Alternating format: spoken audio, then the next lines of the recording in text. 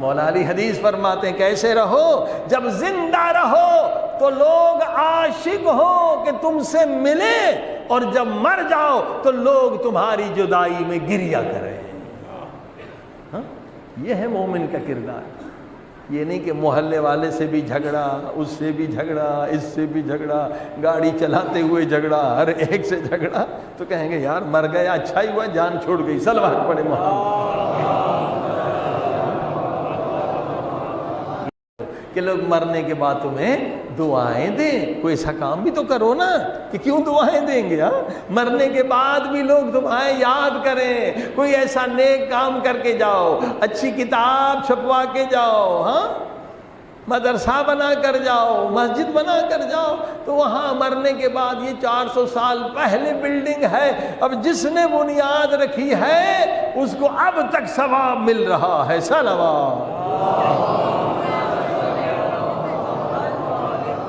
عزیز اب آپ نے دیکھا، نیک کام کرے، نیک کام کرے، جہالت کو ختم کرے، غربت کو ختم کرے، فقر کو ختم کرے۔ مولا علی رات کے حصوں میں تقسیم کرتے تھے، یہ غریبوں کی مدد کرنا، فقیروں کی مدد کرنا، بیواؤں کی مدد کرنا، مرنے کے بعد وہ آپ کے لیے دعا کریں، دعا کریں۔ ہم سب کو دعا کی ضرورت ہے، ہم سب کو قبر میں اترنا ہے، ہمارا نام اعمال بند ہو جائے گا، لیکن ایسا کام کر کے جائیں کہ نام اعمال مرنے کے بعد بھی بند نہ ہو۔ صلوات پڑھے محمد۔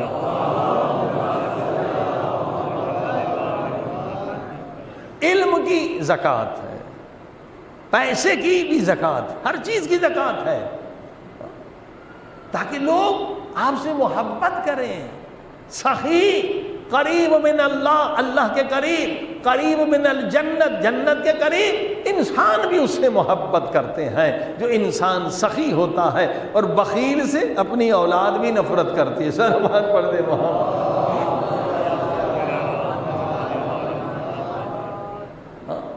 اب کتنی بیچاری خواتین کہتی ہیں کہ مولانا کوئی نسخہ بتائیے، ہمارے شوہر بڑے بخیل ہیں۔ صلوات پڑھ دے محمد۔ پیسہ بہت ہے مگر بخل کرتے ہیں۔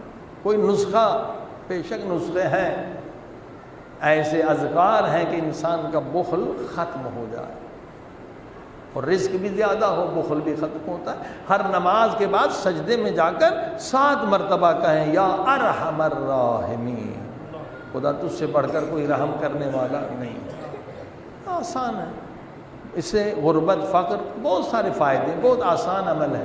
ہر نماز کے بعد یا ارحم الراحمین 7 مرتبہ، اور پھر کہیں یا وہاب، یا وہاب۔ وہاب اللہ کا وہ نام ہے کہ اگر ہم اہل نہیں ہیں تب بھی وہ عطا کرے گا۔ سلام۔